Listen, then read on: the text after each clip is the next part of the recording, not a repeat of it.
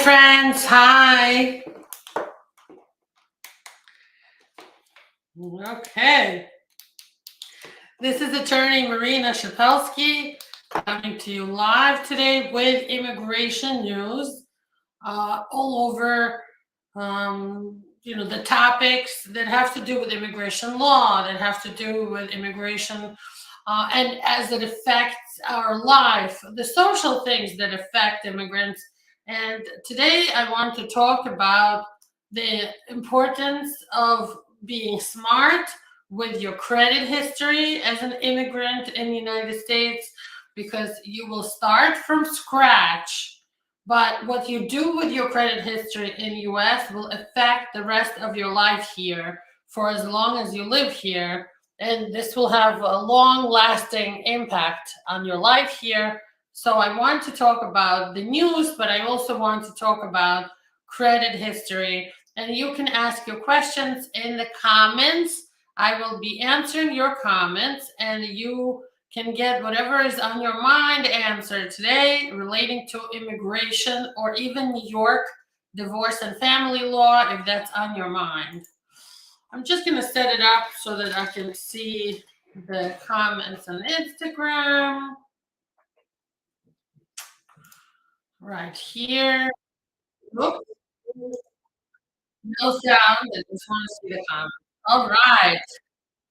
Okay, I'm going to give it another minute for a couple more people to join us. Today is a really beautiful day. I've been busy with my garden here in New Jersey for the last couple of weeks. I got some apple trees. They're brand new. They're still tiny little trees, but I'm really excited. I'm very excited. So let's start with immigration news. Immigration news this week were that Title 42 ended at the U.S. border. Title 42 was the law used by immigration to stop people from coming in at the border because of public health reasons, because of COVID pandemic, and saying we need to limit how many people are entering. So that's finished as of May 11th. Title 42 ended, and U.S. border agents are still deporting people using other laws, like the transit ban and other restrictions.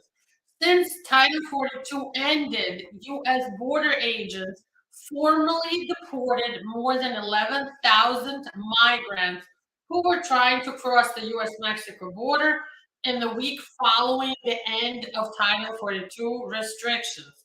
But probably the biggest piece of news, and I was waiting for a few more people to join us to talk about this, is that a new, I should say amnesty, but they specifically said don't use the word amnesty, but I guess a new immigration reform bill was proposed by both the Republican and the Democrat parties, Latina congresswomen introducing it to us, and they're calling it the Dignity Program of 2023. It's a new bipartisan immigration bill that's going to hopefully break the stalemate in Congress about immigration. In other words, maybe this one will pass. Maybe this one has hope of becoming a real law and a real change for our very broken immigration system. Let's talk about what was in it. Number one, more money for CBP, the Customs and Border Patrol. They're overwhelmed. They need more people. They need more budget. The detention facilities are overwhelmed with people, and I'm getting reports from potential clients saying that there's not even room in the detention facilities at the border. They're basically keeping people under open skies and hardly giving them water and food. These are inhumane conditions. They need more money. They need more budget. That's number one in this Dignity Act. But for us, the most important part is there's sort of an amnesty or immigration reform program for the 11 plus million undocumented immigrants in US that we know of. In reality, experts are saying it's more like 19 million people are undocumented without status in the United States. They can use this new law, and these will be the rules if this passes in its current form. Number one, you have to be here unlawfully without status for 5 years or more. Don't ask me, what about people asking for asylum? What about people who've already been deported? I don't know yet. It just says 5 years or more undocumented status. You apply for a 7-year program. It's a temporary status that you will receive. You will have to pay $5,000 penalty or like a fee to apply. Plus, it looks like they will be collecting 1.5%, 1.5% of your salary towards this program as a levy, as like a tax.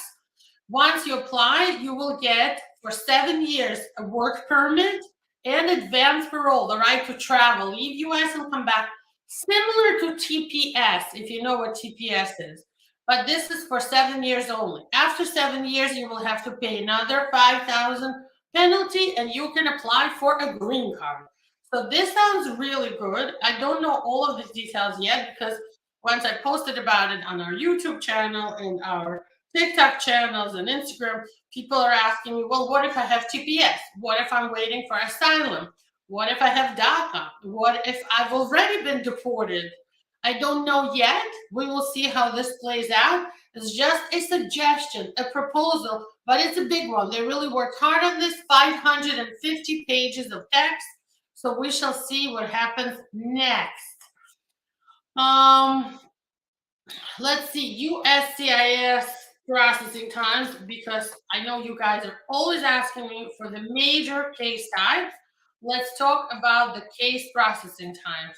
The VAWA petition, it's like my most favorite kind of case right now. Violence Against Women Act in the Vermont Service Center. And people watching me on YouTube, I'm going to share my screen with you so you can see how do I even check on this processing time? I go to the USCIS website. I go and find the page that says check case processing times. Find the Form I-360 VAWA. Find the Vermont Service Center from the drop-down menu. Hit the button, and I get 33 and a half months. What does that mean? From the date you file your I-360 abuse petition. This is for people in an abusive marriage to a U.S. citizen or green card holder, widow or widower. So this is for men and women, or if you have a child over 21 or parent, also U.S. citizen green card holder who abuse you, okay? And you file the I-360 self-petition without the cooperation of the abuser, okay? You get the same benefits as you do if you have a family petition, but you file for yourself. Right now, it's taking them 33 and a half months. I'm hoping that this time will go down and the processing time will be reduced because there's now another service center that's helping the Vermont Service Center. So maybe with time, this will be less. And just on the average, let's talk about a green card application. If you're waiting for a green card right now, and it's family based, and it's, let's just say, all field offices, or let's just pick Chicago as an example. If you live in Chicago, you're looking at 20 months from the day you file for your green card to the date you will get your green card. But the good news is, nowadays you file for a family green card, almost never there's an interview. Usually now there's no interview. If you've proven the family relationship, you've proven the marriage, so that's really good. And that's kind of news because most of you guys are worried, the people waiting for a green card, about the interview. Well, the good news is you might not even have an interview, but you will need to submit a fresh medical, and for some people, updated affidavit of support or waiver of the affidavit of support. I'm saying hi to some of my followers here on YouTube. F Baby says, good morning, great attorney. Hope you're enjoying this nice warm weather. I am certainly enjoying. AM Fizzy on Instagram says, can we ask the questions? Hope you're having a great day. Fizzy, please post your questions in a few minutes once I talk about credit history. For immigrants, I will be answering your questions. All right. Okay. Vladislav on YouTube says hello. I'm going to get back to answering the questions in a minute.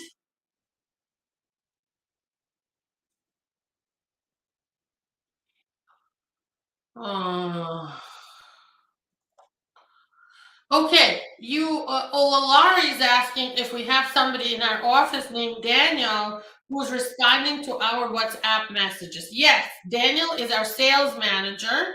He's in charge of our office WhatsApp. So when you call our office and you write us on WhatsApp or Instagram, I'm almost never there. I have a team of people who we train all the time, every day. We have a training today at 2 p.m. after I do the show, how to respond to clients, how to schedule paid consultation. We only do paid consultation, and um, how to manage your case as a customer, as a client of Shepelsky Law.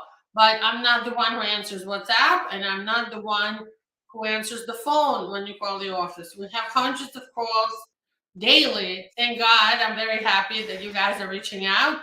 We have a great lawyer team, so everybody's busy doing consultations, working on your cases. Everything is under control. We have somebody in charge of monitoring all the deadlines and making sure everything is getting filed in line. So we're very organized, and you don't have to be afraid that somebody is not going to call you back, that we will miss something in your case. We're on top of all of that stuff. Okay, let's talk about a credit history for immigrants. Credit history for immigrants is a big deal. So as soon as you get a social security number in US, um, you receive a credit history basically. You become somebody that has a history of using credit in US, right? So for new immigrants, it's important to understand that as soon as you get a credit card, you start to build your credit history. And you will be receiving things that most Americans take for granted because they're born here, they have a social as soon as they're born, but you are starting from scratch. It's almost like your birthday for the sake of credit history. The first thing when you should do when you get your social is go and apply for like a store credit card, like Macy's or JC Penney's, and they will give you a small credit, and it might even be a secured credit card, which means like you can get more than, let's say, 500, and it's secured by what you buy. Theoretically they can take it back from you, but basically you get that, and you spend up to 30% or even more is okay of that, and you pay it back. And the best way to pay it back, especially the first like year that you're starting out with your credit history, is you get the credit card, you charge something, and you pay back in 2 or 3 payments. Okay, and you do that over and over again. That creates your good credit standing, your good credit history. With that, eventually you can get a credit card from a bank. You get a credit card from a bank, and you do the same thing. If they give you 2,000 credit limit, that means you can charge up to 2,000. You charge for 30%, and you pay back in 2 or 3 payments. So that means, let's say you bought something for $800, right? The first time you get a bill, pay back like 600, leave 200, 200, pay back 100, and 100 with interest. So don't make it a lot. I don't want you paying a lot in interest, but show you are responsible and you're able to pay things back over time, and be very careful with it. As you build your credit history, you create a credit score according to your credit score. And the credit score is basically the bank looking at the risks of giving you money based on how well you've been paying back what you've been borrowing, right? So some of these things that they look at is if you've had unpaid bills, and if you've had credit cards reporting you for not paying on time. Or even if you pay late, it's a problem. It's going to show up on your credit report. Every year, you should get a free credit report from a federal website, and you just Google free credit report, federal government, and you can look at each of the 3 agencies. Now, real quick, there's 3 credit agencies or credit bureaus, as they're called in US. They keep track of your credit and spending and your scores, and you should see what each of them has on you. They have your contact information, your address. They have what credit you have open, what did you close already, how you've been paying things, and if there's problems on it, if there's mistakes, don't be afraid to write to them and report the mistakes. And you should do it always by certified mail and send it to all the 3 agencies to make sure they fix whatever mistake is on it. So basically, this is how you get to the point that you can buy a house and borrow money from a bank. You can lease a car or buy a car and pay maybe 10% down and finance the 90% remaining of the price and have a loan. Make sure you never spend for housing, like on a mortgage, more than 30% of your monthly income. Make sure that if you buy a car, it's not more than you can afford. Remember, you're going to be paying this every month, and it's important to do a good job, pay on time, pay on a regular basis, do the right thing, and your credit history will thank you. Your credit history will work for you, even though I'm telling you how to work for it in the first couple of years that you just got your social and you're in US.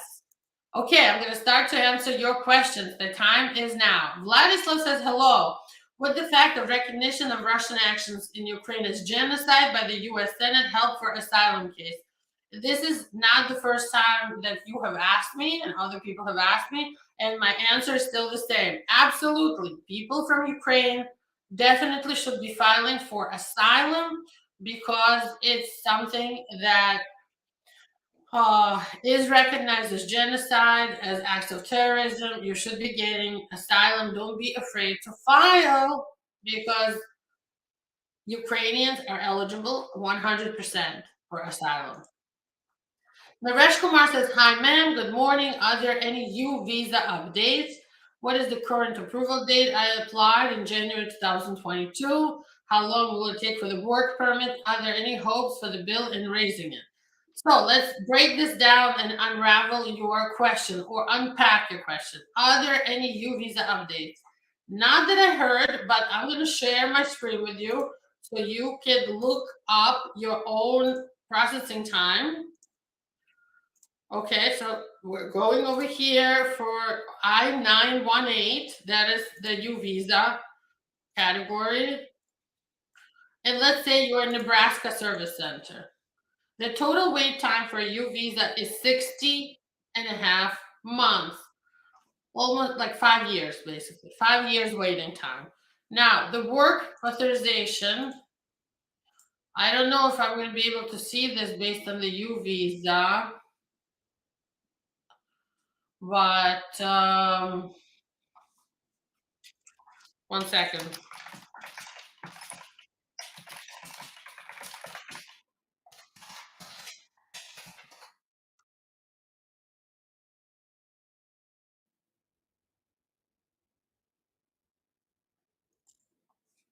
So first of all, people who applied for U visa have the bona fide determination process, right? So that means you get a work permit, not at the end when you get approved for the visa, that's 5 years, but earlier. And I don't see right now how long exactly the work permit is taken because I don't have the time to like research it right now, but approximately like 2 years, 2.5 sometimes.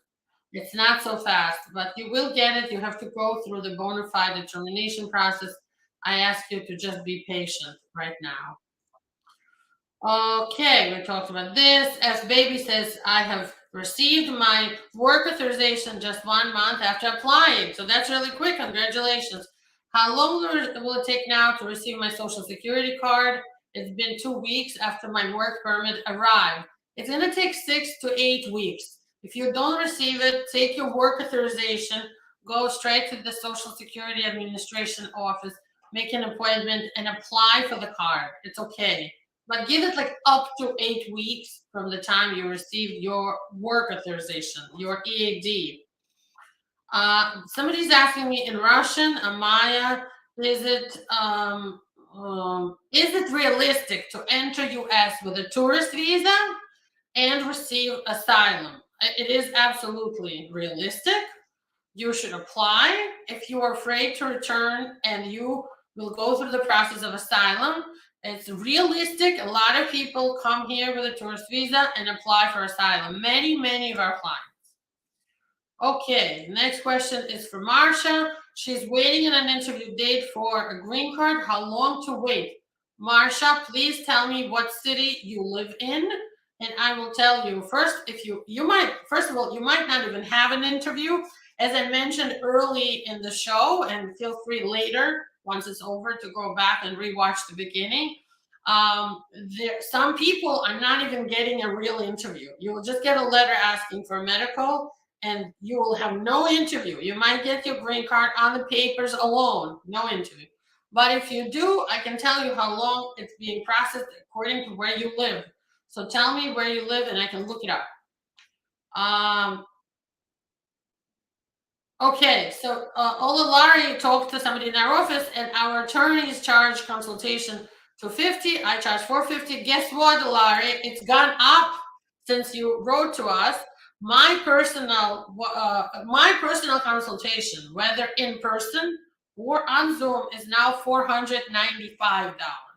Our attorneys is $295 because we have a lot of attorneys and there's one of me. So my consultation is almost twice as expensive. It's now $495.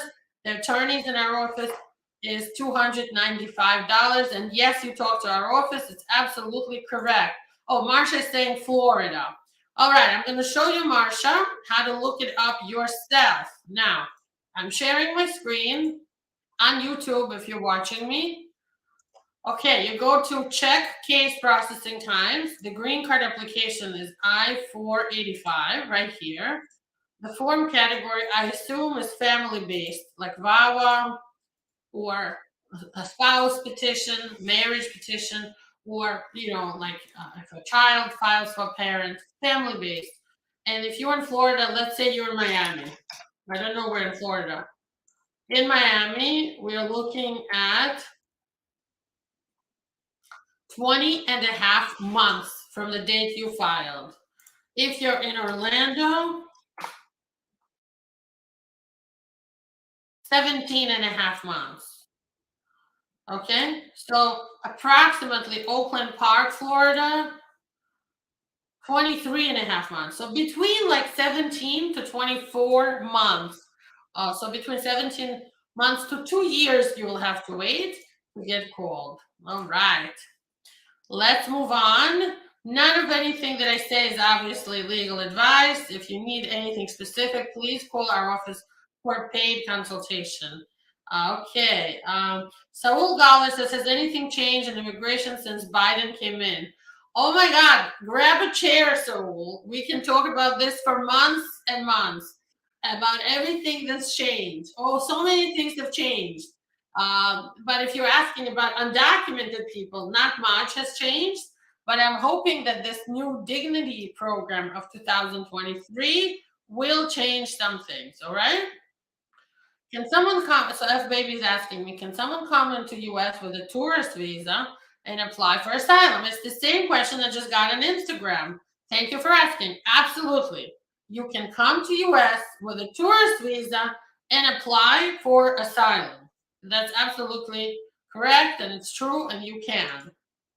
UK says, I got my work authorization EAD in 1 week. That's amazing because sometimes people wait up to 18 months. So that's very lucky that happened to you. Good job. And if you want a trick on how to get your work authorization quicker, right? You have to go online and file. Okay, so that usually speeds things up. Okay. So since we have a little lull here from questions, I don't have any questions right now. Let's talk about more about credit history in US. And we discussed how to build your credit history. What you should do every year is get a credit report to see your credit history. And based on that, you can see what your score is. That means how likely are you to be able to lease a car and get the minimal payment, or buy a house and get a lower rate. Because the better is your credit score, anything above over 700, 750 is amazing. You will get the lowest rates because that means you have a high score and you are a low risk. That means you are a person that pays everything on time. you're a responsible person. And they look at all of your past loans, credit card payments, bills payments, your Amazon card payments, and things like that, and decide if your credit score is low. Talk to a credit repair specialist, because sometimes there's things you can do, and of course you yourself can do it. You can look at your report and understand why you have negative, bad credit rating. And looking at your report, you could see what's happening. If it's a medical bill or something like that, maybe it's even not true. Maybe you paid everything on time and it still shows up that you paid late. You can dispute the mistakes, the incorrect information on your credit report. You can write to the credit bureaus. There's 3 in US: TransUnion, Equifax, and oh my God, what's the third one? TransUnion, Equifax, and Experian. Okay, Equifax, Experian, and TransUnion are the 3 agencies that look at your credit reports. They compile these credit reports. They record all these entries, good or bad. They record if you open the credit card or close the credit card. And they usually, what shows up is like about 2 months behind. So you might already have a new credit card. It's not showing up. Just give it some time. Also, when you're renting, some landlords, many landlords, will look at your credit history and your credit reports, because that's how they determine if you're a good risk for them. And sometimes bad tenancy situations, like if you haven't paid rent or if you had problems with your other landlord, does show up on your credit report. So they do look at it. All right, back to your questions. Simone Dunn says, I got a request for evidence to submit my medical, and my husband got a request for evidence for more of our joint marital evidence. Of course, we live together, so we both responded to each of the requests for evidence in 2 different envelopes with 2 different tracking numbers. That is correct. You did the right thing. Just like they sent you 2 different requests with 2 different case numbers, and they each have like a barcode. So yours showed up updated, but your husband has his response is not updated. That usually doesn't mean anything. It went to 2 different departments, and each of them is working at their own speed. It's not necessarily that they lost it, yours or his.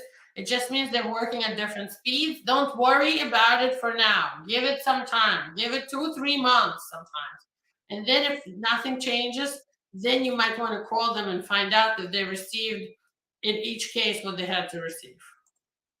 Happy Life says, hello, ma'am. I would like to say thank you for doing this for us. You're welcome. I'm an asylum seeker. I filed for asylum in 2017. Do you have any idea when I can get my interview? No idea. This is a big pain point for all of us immigration attorneys and advocates for immigration reform. The timeline for asylum seekers waiting for an interview is out of control long. You filed in 2017. I have spoken to people who filed in 2011 or 2012. They're still waiting. So there's no way to tell you when you'll be called for an interview. I'm so sorry. And Simone says, thank you for my response. I appreciate it. I appreciate you asking. Because of you guys, I have a show and we have something to talk about. Okay, let me see. I don't see any other questions right now. So I will wrap up here, I think. And I want to thank you for your time. If you have other questions, post them in the comments. Well, I'll be looking over them in the next couple of days, and I will respond when I can. Thank you so much for watching. I hope you have a great, great day, and I'll see you guys next week. Next week is when I'll see you again. Thank you so much. Bye-bye.